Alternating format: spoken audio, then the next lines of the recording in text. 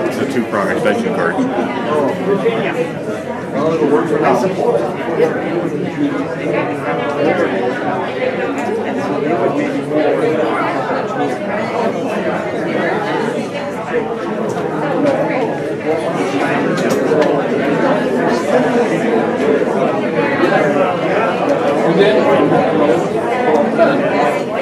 I said, I'm waiting for the second one. I mean, not after when we got the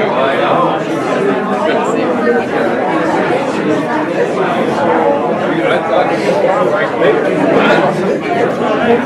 yeah, well, I know what to do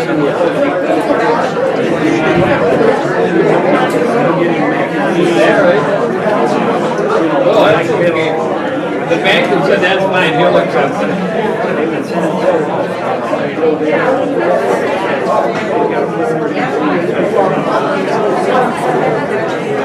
I could run to the bank, make sure it's good.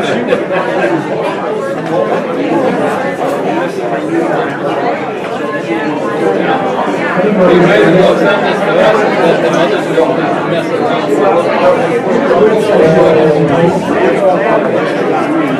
Oh, man, that would be a great turn. Let's see. Kids used to have to do this. Dan, I won't be here again. I gotta get There we go. There we go. I'm going to be turning it over to Pastor in a couple moments. Just to let you know, if anyone wasn't here last week, there's 2 copies that are available, but we're not using this today at all. They were the kind of the goldenrod and the yellow copies. These are the ones that are always going to be available in the office afterwards, because these are the handouts that really direct us to preparing for our own service, that we can give it to our families ahead of time. And we probably will not get into the salmon-colored one. You had it last week already. There were some things that I wanted to get into, but I think Pastor was going to give me another week after next week so that I can kind of wrap things up with some questions and some ethics issues as well. And so at this time, I'd like to turn it over to Pastor. He's going to introduce our guest speaker. Yeah, you need 2 pastors to do an introduction here. One that's broke. I just haven't had time to change it, but running around here. But the reason I'm doing the introduction here is the fellow here over to my right, Sean Petermeyer, not just a fellow in town, but also one of my racquetball friends, and I can actually just say a friend that I have here in town.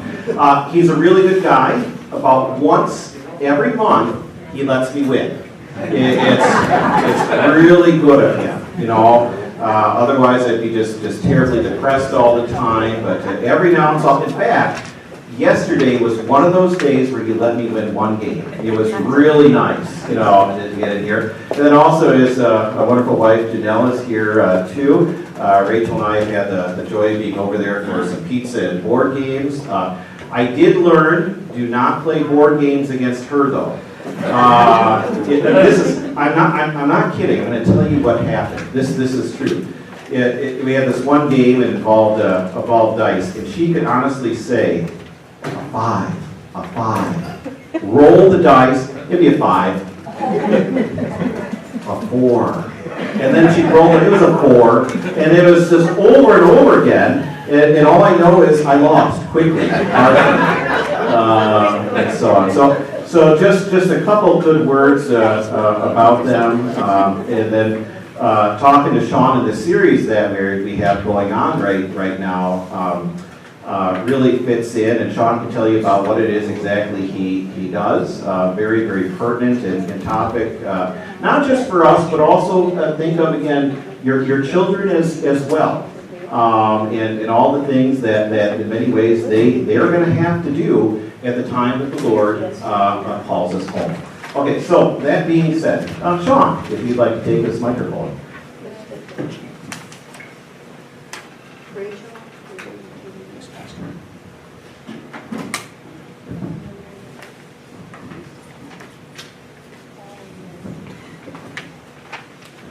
Good morning, everybody. Can everybody hear me okay? Slide it up, just slide it up a little bit. Yep. Thank you. Better? Good, For good. board people, we can hear you. Janelle, if you would like to, we have some handouts that we're going to have you take home with you today. I bet you didn't come here thinking you were going to have homework today. So we have some homework. Like Pastor mentioned, my name is Sean Petermeyer, and I've been in Alexandria for all my life, except for to leave for about 5-6 years to go down to the Twin Cities and go to school and do an internship. And my family had a family business here in town for about 40 years called Petermeyer Funeral Home. And before I could come back home to work for my mom and dad says you have to at least work for someone else for 5 years before you come back home. So that's what I did, and we came back, Janelle and I came back in 1998, and I came to work with my sister and my mom and dad, and I'm very passionate about funeral service. Been doing it, been around it all my life. In about 2007, my family sold our family business to Burton Corporation, and they are a big funeral home chain in Minnesota, Wisconsin, Iowa, across the whole Midwest. And then they partnered up and bought out the Anderson Funeral Home here in town. And so the Andersons and the Petermeyers merged. And so then there was just one funeral home here in town. And I started up my own, what they call pre-planning agency, where I work with a company called Funeral Directors Life. We are the endorsed product here in Minnesota for funeral pre-planning and for funeral funding. And we specialize in working with funeral homes to help funeral homes pre-plan funerals and to pre-fund funerals. So I work with various funeral homes all through Minnesota, and I also work here in Alexandria working with families to help them pre-arrange and pre-fund an estate plan. So this is a subject, the hardest part of my job is I have a topic that everybody needs to do, everybody needs to go through, but no one wants to talk about. So that's the hardest part of my job. When I started working for my mom and dad, I would say about 20% of our funerals at that time, back in the 90s, were prearranged. Right now we're at about probably 60%. So a little bit over half of the firms that I represent and sell for, a little, well, 50% or better of those arrangements now, because we're doing active marketing and doing educational programs in the community like this, what we're doing today. And the reason why we're doing this is there's a lot of people today that come into funeral homes and there's a tragedy that happens where there's been a car accident and a spouse dies, and all of a sudden they got to walk in, they're in a fog, they got 3 or 4 kids that walk in with them, and they go, what do we do? We don't know where anything's at, we have not done any planning, and it's a real mess. And of course, they're at the funeral home, we're going to be there to take care of the family, and we're going to walk them through the steps. But what we're really trying to do is encourage families, hopefully 15, 20 years in advance, to do some advanced estate planning with an attorney and also pre-planning with a funeral representative like myself. So that is my goal that I'm very passionate about, and that's all I do today. Instead of running a funeral home, I work with funeral homes talking about funeral pre-planning and helping families do that estate planning. Before I get started, because it's such a serious subject, I always like to start off with a little joke, if that's okay with you guys. And I hope I don't offend any mother-in-laws in the room here. But I think it's a safe joke because we were at the Minnesota Funeral Directors Association, and each year they started off with a joke. So I feel if they can tell it there, I probably can tell it here. So maybe some of you have heard this one already. So bear with me. I may not get it exactly right, but I think you'll get the gist of the story. Anyway, this gentleman, he wanted to take his family to the Holy Land. And so he flew his wife and children and his mother-in-law over to the Holy Land, and they were over there for a couple of weeks. And they were having the time of their life, doing all this historic touring and on these different tours about the historics of Jerusalem and Bethlehem and all that. And unfortunately, all of a sudden, his mother-in-law had a massive heart attack and passed away. And they go, oh my goodness, what are we going to do to get mom home from the Holy Land back to Minnesota? And so this gentleman, he contacted the consulate to talk to the embassy director, and he went into the embassy director and said, my mother-in-law passed away here and we'd like to get her back to Minnesota. What do we need to do? And he did some checking with the local funeral home at the airlines and different things, and came back and says, it's going to cost you about $10,000 to get her from here back to Minnesota. And he says, well, it's not my immediate mother, so I have to talk to my wife, and she'll have to call her family back home and see how they want to handle this. So they went back to the hotel, and they talked about the details for a few hours, and then they called over to the director asking some more details, and they said, boy, that's a lot of money, it's $10,000. And he says, well, the other option you have is, you could have her buried right here in the Holy Land for about $400. And so then they called back home and said, well, here's the cost if we bury her here and keep her here, or this is the cost if we bring her back to Minnesota. So they talked about it for a while longer, and they went back to the consulate, and this gentleman, the son-in-law, went up to the director of the consulate, and he says, well, we've decided if you could line it up to get mom shipped back here from the Holy Land back to Minnesota. And he says, whoa, you must really love your mother-in-law a lot. He says, you know, we've been here for the last couple of weeks, and we heard that there was a man that died, and he was buried, but 3 days later rose from the dead, and we just can't take that chance.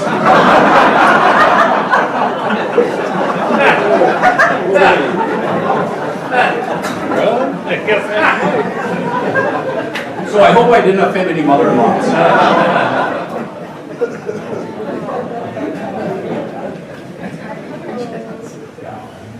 Did everybody get one of these folders? I believe Janelle, my wife, was handing them out. I'm going to be going through these in just a few minutes. I have about a 20-minute PowerPoint I'd like to walk through with you, and then I'd just like to open it up for questions.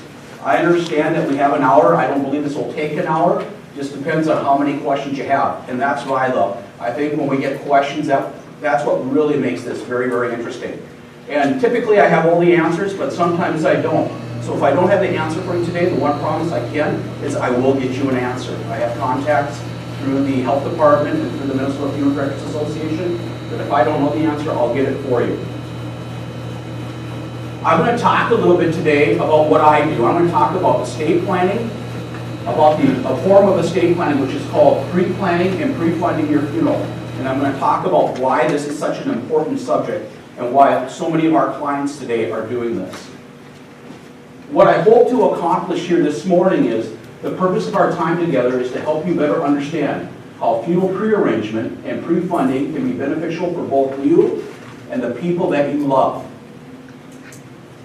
What I hope that you receive here this morning is that you're going to have a better understanding of the benefits of planning your funeral ahead of time so that you can make informed decisions on what's best for you and what is best for your family.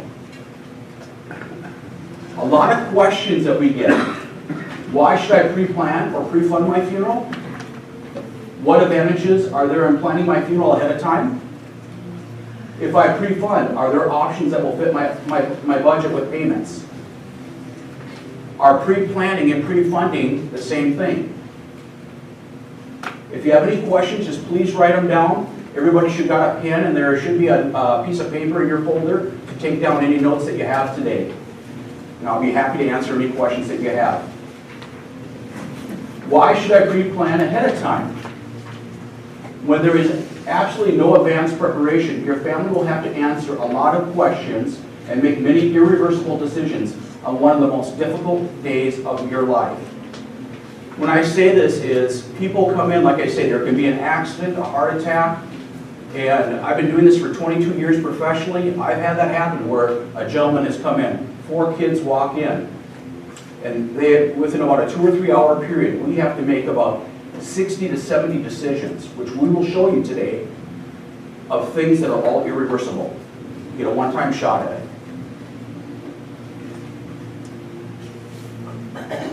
If something were to happen to you today, you were to pass away, die today, excuse how I put that, and your spouse, your children, your executor, whoever be in charge, would have to walk into the front doors of the funeral home. They're going to meet with one of our staff, one of our directors, and there's going to be numerous questions that are going to have to be asked. So I'd like to walk you through. These are just some of the decisions that we have to do and your family has to do at this time. One of the first questions that the funeral director is going to ask is date and time of service. When would you like to have your services? So today is a Sunday. We're making arrangements today. Very possibly we would have a Thursday afternoon visitation. A lot of times calling hours starting at 3 or 4 in the afternoon to 8 o'clock in the evening. Perhaps with an evening prayer service, and then the next day a service here at Zion. Would you want ground burial? This is a question we have to ask. If you want ground burial, what cemetery do you have property at? Or where would you want to buy cemetery property? Do you have cemetery property? Will that cemetery require an outer burial container, such as a box? Would it have to be a vault? Would it have to be made out of concrete? Or would it have to be made out of steel? This is not going to be a state law. Each cemetery board, Kincaid, Evergreen, St. Mary's, all these different cemeteries in the area, they have a board of directors and they have rules and regulations that we have to follow. Some of our families today are wanting cremation. If we're going to do cremation, do you want to have the ashes buried at a cemetery in holy grounds? Or do you want to have the ashes scattered? Would you need an urn? Another question we have to ask. With cremation, would you want any type of service? Would you want a visitation prior to the cremation, a viewing of the remains? Would you want a celebration of life here at the church?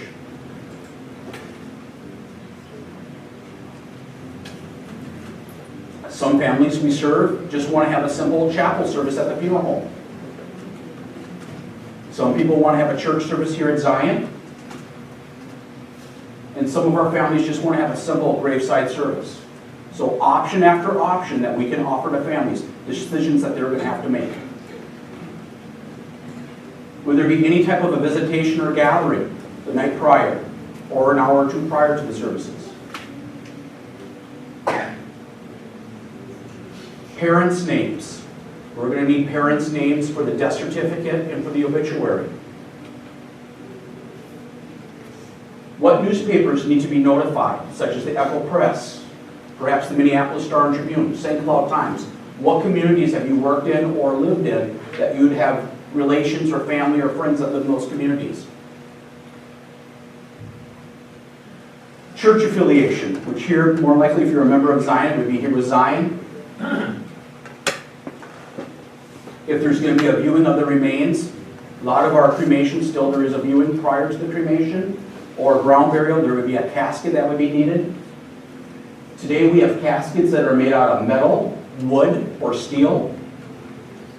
Precious metal caskets made out of copper or bronze. Caskets made out of steel of 18 and 20 gauge, and that's going to be the thickness of the steel. And we're going to have caskets made out of stainless steel. We're going to have caskets made out of wood. They're going to have choices such as a pine casket, an oak casket, a cherry casket, poplar wood. So lots of different options. When we go into a display room, you're going to have different options of different caskets or urns to choose from, depending on the type of services they want. Who is the minister going to be? Is it going to be Pastor Dare, or would it be a different pastor that you would want to do the services? Some of the churches I work with have 3 or 4 pastors at them, or more. Who's going to do the eulogy? I lost my mom here about 1.5 years ago, and I was asked to give the eulogy. But then our clergyman also was a very good friend of my mother's. So I spoke for about 10 minutes, and then Pastor also spoke for about 10 minutes. So those are things to think about. Who's going to be in charge of that? Is there any special jewelry that you would want on the remains during the visitation? And then the big question, especially when there's daughters, who's to get the jewelry? If there's a beautiful wedding band, is there a certain daughter you want to give it to? And that should be talked about ahead of time. I've had more families fight over things like that, where there's hard feelings. So it's something that mom and her daughters, or dad and their sons, need to discuss. That's an important issue. Name of children and grandchildren. This would be used for the obituary and for the order of service. How about spiritual overtones? Any special songs that you want at the services? Amazing Grace, How Great Thou Art, a couple of songs that are popular. How about any special scripture? That's something I recommend talking with pastor about if to incorporate into the service. Usually there is a first and second reading. A lot of times there's a gospel, and there are some families that just say let pastor handle that.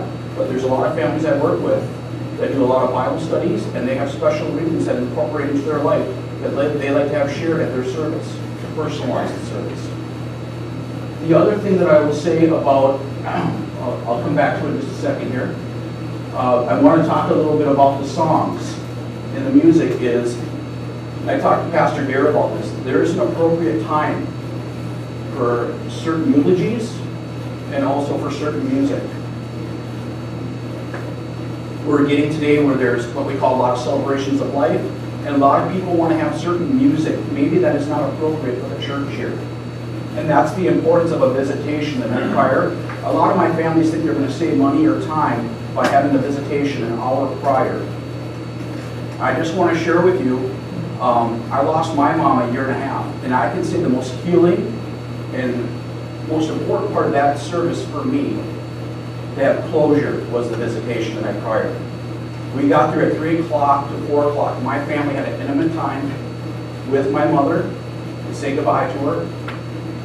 And then all of a sudden, a few people scattered in. And then it was one person after another. And we had 500 to 600 people come through the funeral home that evening. And all of a sudden, the next thing I know, it's 8 o'clock at night. There had been no way that we would have been able to do that. Or I wanted to see near the people or heard the stories. I saw people there I had never met before that told me that their relationship with my mother. And that was very, very important to me. So that visitation the day prior is for that family to have closure, for the community to come together and support one another. If there's to be stories to be told, and then at 8 o'clock we did a private prayer service. Whoever wanted to stay could. And that was a time where we had certain songs that were not appropriate for the church, but were meaningful to my mom, that she and my dad danced to, that we played at that visitation. And we laughed and we cried. And then there was a time to tell stories for the grandchildren, to talk about funny stories about grandma that were maybe not appropriate at church.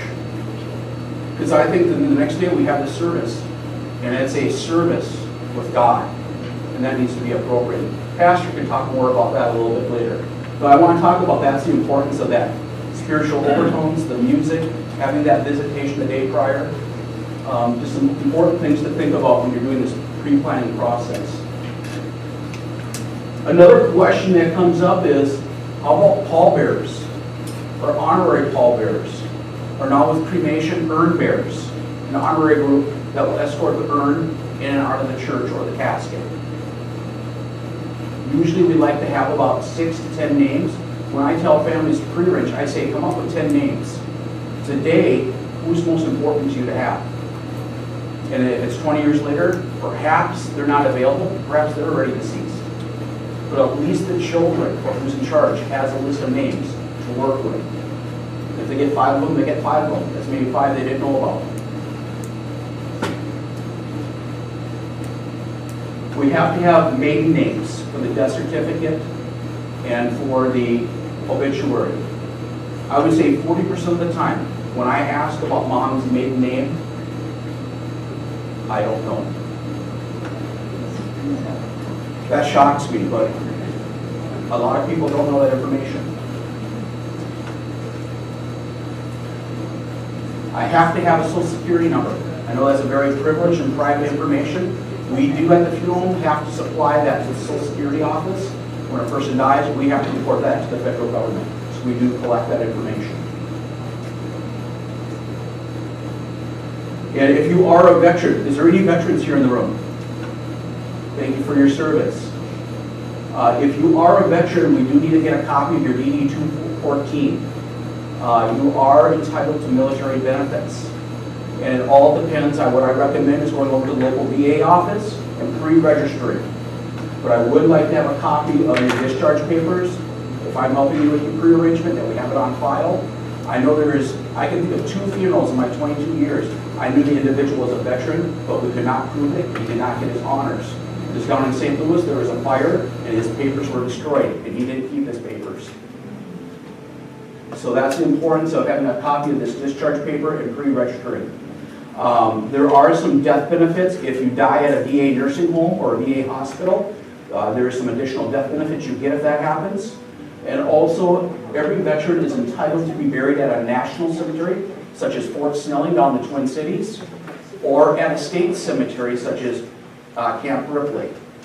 If you're at a national cemetery, what's included is the veterans do not pay for all the funeral. What they will pay for is they will pay for the grave liner. That's going to be a concrete box. They're going to pay for the opening and closing of the grave, and you get a free grave and a free marker. If you're at a state or federal cemetery, and that is for the veteran, at a federal cemetery, the veteran and his spouse are free. At a state cemetery, the veteran is free, but the spouse, if she is not a veteran, has to pay a fee. And I believe right now it's $645 at Camp Ripley for a spouse, which is still very, very reasonable. Because to open and close a grave today is probably $800 to $1,000. So it's a very, very nice honor that the veterans do get. And finally, one of the questions that the funeral director has to ask, we find is one of the most difficult questions for a lot of families, is this. How would you like to take care of services today? How would you like to pay for them? I can't imagine, and I can because I just went through this personally with my own mother. I am so thankful a few years ago, my mom and dad went to a darn good attorney, have worked with a very good financial planner, and then had the opportunity to sit down with me and do all this ahead of time and have everything paid for. Because I can't imagine having someone ask me all these questions, picking out all these items, and then having to write out a check for thousands of dollars. For some families, that's absolutely no problem to write out a check. For some families, that's a real hardship. So today, it used to be, I can remember when we were in business, it used to be a handshake, and that was it. We always got paid at the funeral home. Today, it's a whole different ballgame. Most funeral homes that I work with or I see will ask for some form of a payment at the time of arrangements, either in full or a large down deposit. So it's a different world today. So like I said, for some families that's no problem, for some families that's a real hardship. What I was worried about when we met with our financial advisor, when my folks did their pre-planning, my folks had plenty of assets. But they went down to Florida every winter for about 5 to 6 months. And I asked my financial advisor, our family's financial advisor, I said, they got plenty of money to pay for this. Do we put it into a funeral trust with me, or do we just leave it there earning interest? And the question came up is, I said, if I needed money today, if I needed $20,000 right now to pay for Mom's funeral, how long would it take me to get that 20 grand? He said 3 to 4 weeks. You're going to have a death certificate, which usually takes about 5 to 10 days, depending on the cause of death. And then he says it's going to take me a couple weeks to get everything processed before you're going to get reimbursed. So you're telling me I'm going to have to come up with the money on my own to pay for this and then get reimbursed? Yes. So that's one of the reasons my father wanted to do that. So what my goal is, when we talk about funeral pre-planning, when we market to families in different communities, we're starting at the age of 50, and a lot of our clients now are in their 50s and 60s when they're pre-arranging and estate planning. And what our goal is to meet with families years in advance to go over all those questions that you saw up on the screen and get those things written down in a planning guide. So all this information is written down. We talk about what's important to you. What are your personal wishes? Most importantly, what is going to give you a healing and meaningful funeral for your children, your family? Because that's what this service is for. When we pass away, I don't think we're going to know the difference. But what do our children need? What does our spouse need? What does our family and friends need to have closure? So if we do what my goal is to do this advanced planning years in advance. And if I do my job correctly, there should only be one question that the funeral director has to ask, and that's this: when would you like to have your services? Dad came in 15 years ago, met with Sean, and everything has been prearranged and paid for. All we have to do is worry about picking a time and a date at Zion Church with Pastor. So you can leave your family with all these different decisions and let them handle it all, or you can do some advanced planning and just leave a couple of decisions. That's how easy it can be if you do the proper planning and do it correctly. This is why you should pre-plan your funeral. It leaves your family with much less to have to do at that time, and it just makes sense to do. In 22 years, I've never had one complaint from a family saying, I wish my parents would have done this. I have, when they've come in to prearrange, they tell their kids, we're going into the funeral and do this. What's going on? Something wrong? Don't worry about it. We don't want to talk about this. But 10 years later, when those kids come in, I hear, thank God. I am so glad that this is taken care of. What a gift. What advantages are there in planning my funeral ahead of time? Number one, it's going to remove the burden from your family of having to plan and pay for your funeral. Two, it's going to give peace of mind of knowing that everything is taken care of, written down in instructions, and signed in a legal contract. Three, here in Minnesota, each state has different rules and regulations. Here in Minnesota, your funeral contract is transferable to any funeral home.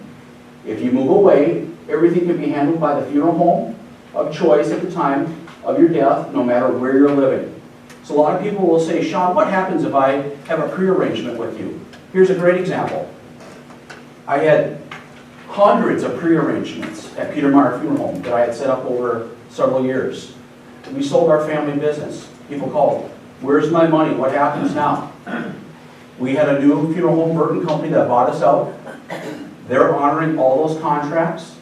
If someone moves away or they want to use a different funeral home, that policy is fully transferable to any funeral home of their choice anywhere in the world. They own it. It's in their name. Now, in other states, that may not be the case. I practice here in Minnesota. That's how our state laws are here in Minnesota. You're very, very protected. Number four, by pre-arranging and pre-funding, it's going to help you control the rising charges for funeral service by putting money aside to help your family at the time of need. Number five, I want to point this out because this is probably one of the number one reasons. This is the whole reason pre-planning got started. Five, pre-funding is going to be an exempt asset should you ever need to qualify for long-term nursing home care. This is how pre-arrangement got started. What we were seeing happening is we saw people have very nice farms, very nice lake homes, work all their life, have investments, have life insurance. All of a sudden, dad has a stroke, goes into the nursing home. A year later, mom has a heart attack, ends up in the nursing home. Right now, care in a nursing home is probably about $100 grand a year. Mom and dad are both in, $200 grand a year. How long do you think it takes to wipe out an average estate? Not very long. Four kids come into the funeral home, pick out a $10,000 funeral, and they say, Sean, how are we going to pay for this? The assets are all gone, nursing home ate it all up. Cost of nursing expenses. I say to the kids, you guys have to come up with it. If mom and dad would have came in and done some proper estate planning and pre-planning, and put the money aside in what's called an irrevocable funeral trust or cremation trust, this money cannot be touched if it's put into one of our funeral programs and it's done and structured correctly. If you have life insurance, CDs at a bank, investments, they're going to be looked upon, if they have a cash value, they're going to be looked upon as an asset by Medicaid, by the state of Minnesota. And before you have any, get any assistance, they're going to make you spend down to $3,000 and make you cash out all those assets, and they will find them. So this is one of the purposes by people coming in to the funeral home and prepaying and putting this money aside, it's protected. Well, this was done back when my dad was a funeral director in the 60s and 70s. A little bit of this is done. The 80s, it got a little more popular. All of a sudden, some of these people were doing this. And then the kids were coming in and saw that this was done for their parents. How nice it was. This was all set up. And it's just gotten more and more popular. And now people like the idea that they can write everything down and put a plan together for their families. Number 6, it's going to provide the time necessary to learn about funeral options, which will then allow you to make informed decisions. Like I say, if you do not do any pre-planning, you're going to walk into the funeral home and you're going to have a couple, 2-3 hours to make decisions, all which are irreversible. When I meet with a family, my intention, the first meeting I have with them, is that they do nothing. It's just going to be an informational session.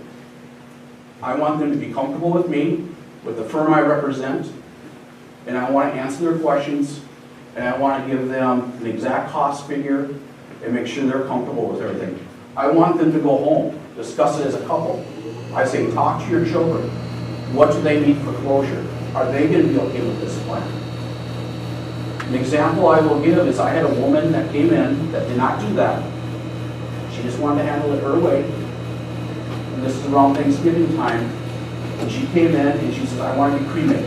I want to have a memorial service at my church, and that's it. The kids came home for the holidays. She pulled out her folder that we gave her, and she said, this is what I've set up and done. One of the sons says, Mom, when do we get to view you? And she says, what do you mean? Well, you're going to be cremated, I know, but me and my family, we would want to have a viewing of your remains prior to the cremation. Oh, that's important to you? Yes, that would be very important to us. The following week, she calls me back up, and we're making changes on our plan. So that's one of the importances, I say, talk with your family. And then we'll get together a second time and fine-tune everything. And the nice thing about pre-planning is once we get this set up, it's good, maybe every 2-3 years, 5 years, to get together, come in, have a cup of coffee, and let's visit. There's always updates that need to be done. People move, names change with marriages, grandchildren's names change. If I choose to pre-fund, are there payment options that will fit my budget?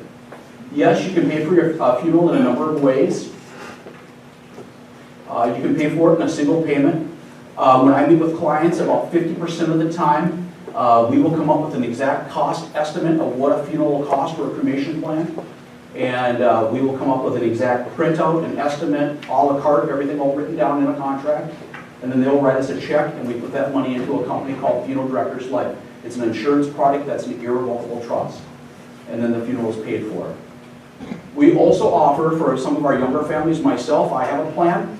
I set up a 5-year payment plan where I'm making payments on it for 5 years. If anything happens to me while I make my payments, I'm fully insured that the insurance company pays for my whole funeral, so my wife Janelle doesn't have to pay a dime.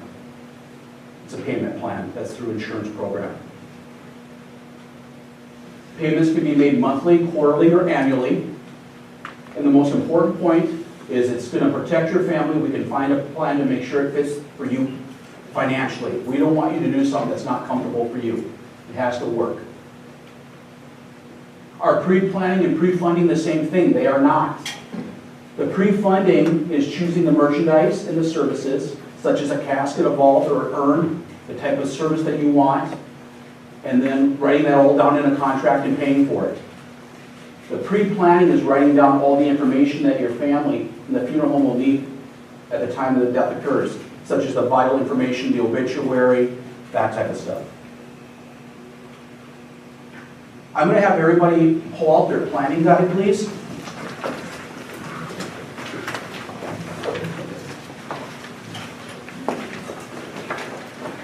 I'm going to go through through this kind of quickly because we're starting to run out of time here a little bit. This is what I call a family's best friend at a time of need. This is what we call a thoughtful decisions guide. This is a free gift I'd like to give to you today. And what this is it is going to be a questionnaire of about 60 questions that we have to ask at the time of death. That so often when we start asking family members, they don't know. They may know, but they're not thinking straight. They're in a fog. Some of the questions that we have to ask are going to be, we have to have a full legal name and correct spelling for the death certificate. Address, city, state, and zip code. Today we have to have the gender written down, your race, and your date of birth. We have to have a birthplace of city and state or township if you're born on the family farm. And we put down the county and the township and the state. What education you completed, whether you went through 8th grade, high school, college, trade school, whether or not you're a veteran, what branch of the service you're in, your enlistment dates and discharge dates, and then I get a copy of your DD 214. We have to have your information on your spouse and your spouse's maiden name. We have to have father's full legal name and mother's full legal name and maiden name. We have to have how long have you been in the community, date and place of your marriage if you're married, what you did for an occupation, who your employers were, number of years employed, city and state, perhaps in different organizations that you belong to. Maybe you belong to the Kiwanis Club or a church club here at the church. Church affiliation and any additional information. This top portion, the vital statistic, that's going to be for state records that we have to file with the government. This historical information is going to be used for your obituary that would go in the Apple Press or on your funeral folder. On the other side here, there's a list of family and friends. When I say family, I'm just talking immediate bloodline, mother and father if they're surviving, brothers and sisters if they're surviving, and children. There's not enough room here, add a separate sheet of paper. Down here is who have you been preceded in death by. And that will be used as for information for the obituary and for emergency contact with the kids, if we would have an emergency. Down below here, there's information about personal information. We do not need this at the funeral home. But I do recommend on a sheet of paper, on your computer or handwriting it down, do you have a will? Do you have a trust? Do you have health directives? Do you have life insurance? Do you have bank accounts? Do you have investments? Where are they located? Who's the agent? What's the policy number? What's the phone number? The reason I bring this up, every October I got to spend 2 days in Minneapolis with the Minnesota Funeral Directors Association doing my Con Ed classes. We have state auditors that come in from the state of Minnesota, and we have attorneys, elder law care attorneys that come in. And they say there's tens of millions of dollars that go unclaimed every year because the surviving spouse or children weren't aware of investments or life insurance. And it goes to the state of Minnesota after so many years that it's not claimed. So the importance of writing stuff down. My mom and dad were very, very private people. Did a lot of traveling all over the world, had a home here in Minnesota, one in Florida, and I said to my dad, you know, if you guys got killed in a car accident together, I wouldn't have a clue where half your stuff is at. And I said, who do I have to get in contact with? I know you have different investments, I know you have some life insurance, I know who you do some of your business with, but I don't know it all. If they contacted me, I wouldn't know. So if you had that discussion, is it written down? On the back side of this folder, this is the meat and potatoes, folks. This is where I get into play. And I offer a free consultation where I will come to your home, or you can come to my office here in Alexandria, and I will sit down with you and we'll talk about this information. And we'll talk about personal wishes for funeral service. A lot of people will ask me, what does a funeral cost? What does a cremation cost? We'll get into all those details on the back side of this folder. We can mark down spiritual overtones. What kind of music would you like to have? What type of scripture would you like to have? Who would pallbearers be? All that information that you saw up on the screen, that's where we're going to write this information down. And if we have to involve pastor in those discussions, we definitely will involve him to get involved, to talk about what's important for the church here and what's important for your family. This is where we get into all those details of having everything written down, so that way your family knows exactly what the guidelines are. A lot of people, like I say, ask me about costs. This is what I say. When you meet with me, I will break down the exact service charge of what your personal wishes are. Now, what a funeral is going to cost for me might be X number of dollars, and what it might cost for someone else might be half that cost. It's just all on personal wishes. We have caskets that range from $100. We have caskets that are $35,000. We have urns that are $50. We have urns that are $20,000. There's some families that want to have a celebration of life, and we have a service here at the church, and then we go out to the golf club. They have an open bar. They have steak and lobster, and it's a $10,000 bill just out at the golf club. So when people ask me about costs, it all depends on what they want to incorporate. What type of flowers do they want to have? What do they want to incorporate into the services? So everybody is different. So I can give ballpark averages out there, what I see as an average. But that's where we sit down and get exactly written down, and you go back to your family and say, this is what it's going to cost. And then if you find it appropriate, we can help you set up funds to put aside to have those funds protected against medical assistance, so they're available for your kids to use.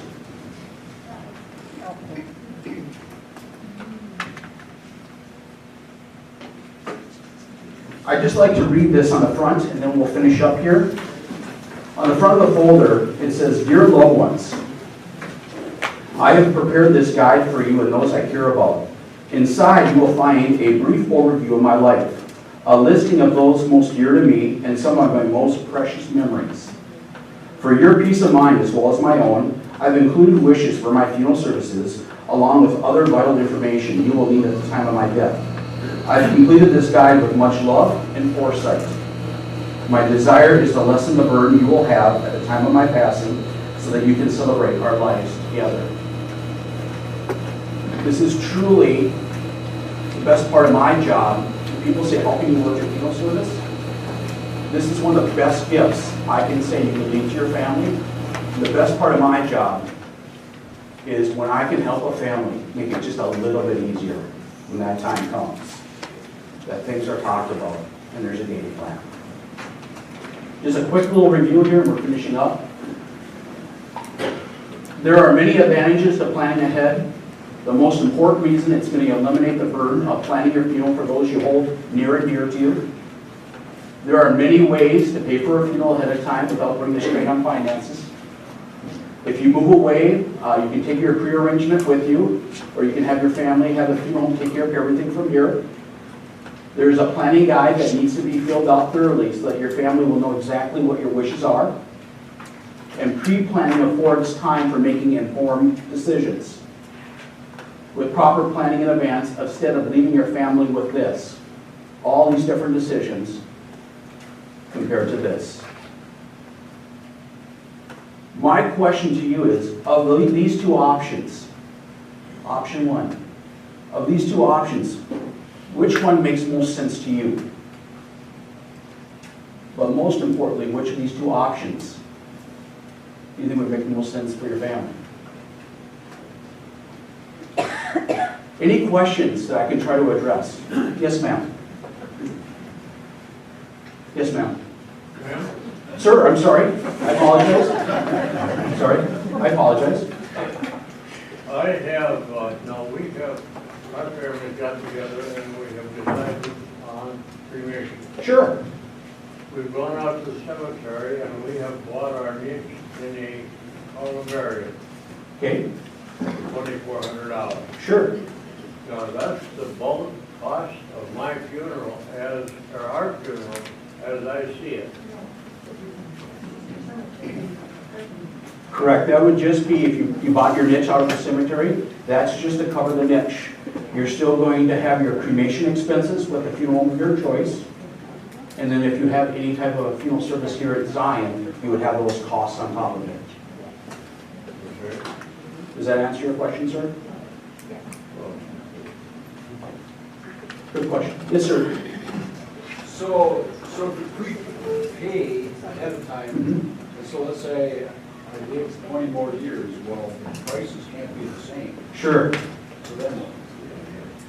So how that works, Dan, is each year the cost does go up of funeral service, okay? Our insurance company has to take that into fact. So what we do is we have a policy each year. We come up with a cost of service as of today. And then they do is what they do is they go by your age. The younger you are, the more growth you get, the older you are, the less growth you get. They call it bonus growth. And this policy has an inflation factor built in to keep up with your inflation. And so each year the policy grows. And then that money plus the growth would be there to pay for funeral expenses. Some funeral homes, I will say this, some of the funeral homes I work with guarantee their costs, where if you prepay at today's cost, it's a done deal. The funeral homes here in Alexandria do not do that. They will set up a pre-arrangement, a pre-fund fund, and then if there's money remaining in the fund, it goes back to the estate. If it falls short, the family is responsible for the difference. I would say 90% of the time, if it's funded fully and done correctly, I'm giving a refund back to the family. But some people only come in, they'll say, you know what, the funeral is X number of dollars, I'm going to give you half down today. And then some families will say, it's all taken care of. They tell their kids it's all taken care of, and it's not. So, you know, that's the importance of having that conversation. And it's always nice if one of the kids is with when they do these arrangements, so they know exactly what's going on. I always like to get permission from the family and say, who's your executor? And I like to mail them a copy of what's been done so they know exactly too. And if they have questions, they can talk to me about that. Great question. Any other questions? Yes? You're talking that there's, the National Guard, is that considered a veteran? That's something you're going to want to speak to at the local VA office. Sometimes yes, sometimes no. Depends on the situation of service. I believe if they get called overseas, like they are right now in the last few years, yes. A lot of National Guards do not qualify. So that's something you would have to talk to your local VA officer. Any other questions we can try to address? Yes, Pastor. Did you get into the purchasing of a gravesite and tombstones, that stuff? Not a lot, no. That's over and above Yep. the cost that we're dealing with. Correct. And so what is also important is that something like that can be done Prearranged as also. well. Correct. You may have the lot, but my wife and I, we've already got the tombstone, and it's already engraved except for the date of our entry into heaven. Mm-hmm. Correct. Something just to add on to that, a lot of people will say, Sean, what does a funeral cost? Okay? What I can say is there's going to be two costs to a funeral, kind of what he had mentioned. That's not going to be a profit for the funeral home, it's outside cost. Typically what a funeral home, if it's a traditional burial, there's going to be a service charge from the funeral home for their embalming, for their staff, for their church service, and then a family will pick out a casket. They'll pick out a burial vault if that's needed for the cemetery, and then there will be usually printed materials such as like funeral folders, register book, thank you cards. Okay, that is going to be the funeral home bill. Then there's going to be what they call third-party expenses, which is considered outside costs that we can incorporate into the funeral arrangement or the pre-arrangement. And that's going to be, have you got a grave lot purchase at a cemetery such as Kincaid? And if that's not purchased, then we have to have the family go out and purchase the grave from the caretaker at the cemetery. There can be a headstone, that would be an additional cost. The opening and the closing of the grave at Kincaid, they're going to have a fee for that. The Echo Press right now charges around $300 for an average obituary. There's a lot of times a funeral luncheon here at the church. There can be a fee for that, for the meats and potatoes. Some churches do it for free, and there's an honorarium given. So all these little extras, death certificates come from the state of Minnesota, that's another fee. Those aren't going to be fees for the funeral home. The funeral home can put it on their bill, but that's all additional items that will be needed. And so when we sit down, when people come into pre-arrange, like what Pastor was asking, that is my job to go through a checklist to make sure all that is covered and done ahead of time. Yes? Is, with cremation, is embalming necessary? It is not, no, not even with burial. You don't have to be embalmed. If someone wants to have an immediate burial, we don't have to embalm. I'm stealing the money. Okay. Perfect. I love the hypocrisy of a pastor cutting someone off from talking. Out of your pocket here. Yeah, you're walking. Yeah. How many times have you thought, can we stop the pastor from talking? But first thing, can we thank Sean for this very helpful information? And being in Bible study, you know, we did share, Pastor Wilkie and I, with him, you know, obviously Sean has a business and he can't make a business pitch here and so on. That being said, he will stick around for questions if you have them, and the like, you know, with services or anything that he might be able to help you with or you have questions about. You know, he's kind of like insurance, independent insurance guy, but you can then hook up with whatever insurance you want. So in this kind of way he works with funeral homes. Now that being said, I just want to close with a couple comments here. Like last week with Dr. Sprangler and her mom, I was sitting here listening to this and I felt all Baptist inside where I just want to keep yelling out amen. Just over and over again. I just wanted to yell that out. I have sat with many a family. I know Pastor Wilkie has too. And either the funeral is going to be a time where the family is going to have healing and come together, or very often a family gets torn apart. Now, how many of you have families where everybody gets along perfectly with everybody? You have those families? All right, we have two. All right. All right. At least as far as we know. A lot of it depends on how much you put together ahead of time. I can tell you where Sean talked about a family in a fog or out now shock. I can tell you stories like the worst one I had was a fellow who died of a heart attack. And it was his second wife, but they'd been married for a few decades. But she was having him cremated and his adult daughters absolutely flipped. And I was sitting between the two of them, both members of my church, at the funeral home. And it was one of the ugliest scenes. Members left the church. Family never speaks to one another at all. And it all then, you know, yeah, there was some trouble there to start with, but this was the final straw. And it had to do with nothing being planned. I've seen everyone, I can actually name the name of this one, Lou McNally, who picked out the fact that her hot dish, wild rice hot dish, would not have almonds in it. And she had everything planned. I mean everything. She planned no almonds. I mean, she had it all down.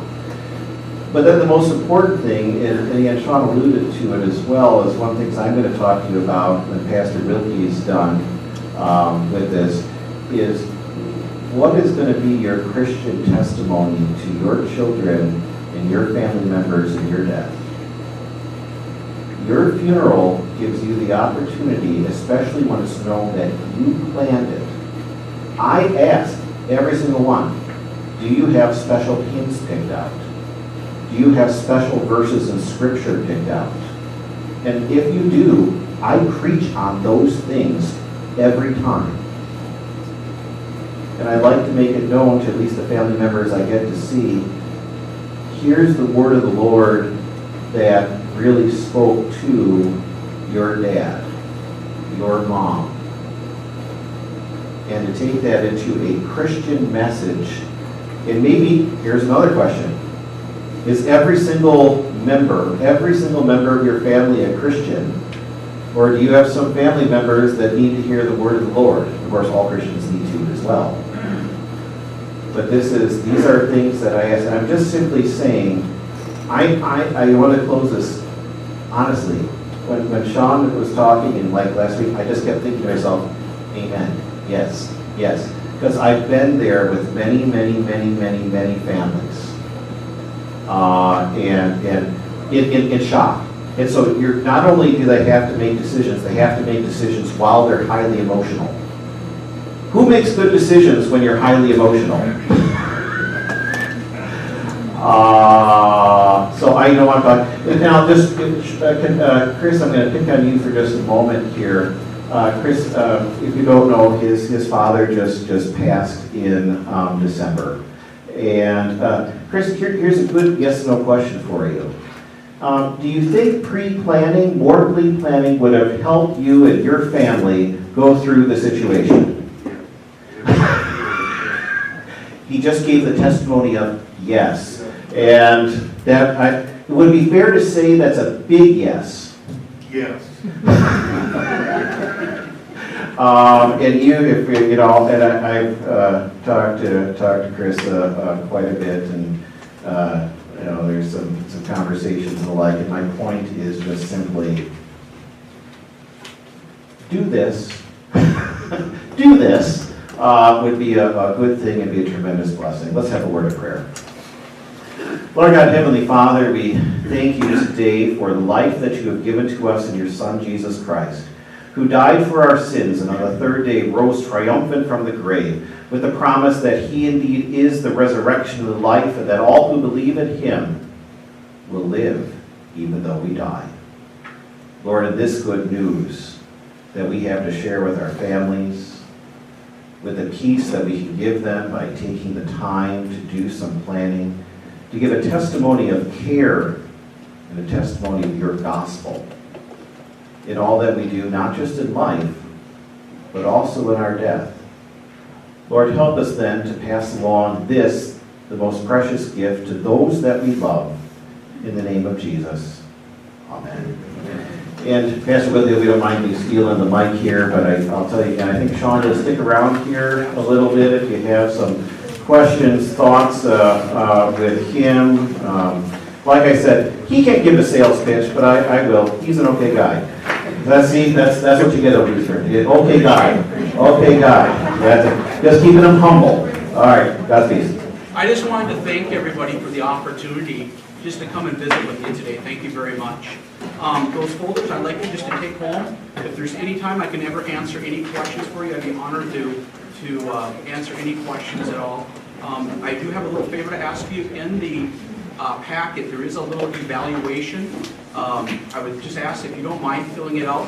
I'd like to just get a little feedback if this was helpful or not helpful. The only way I can improve is by getting honest feedback. And if there's any information that I did not talk about today that you would like further information on, you can mark it on there and I'll make sure you get that information. But again, Pastor, thanks again for letting me come today. Where's your office, John? What's that? Where's your office? I'm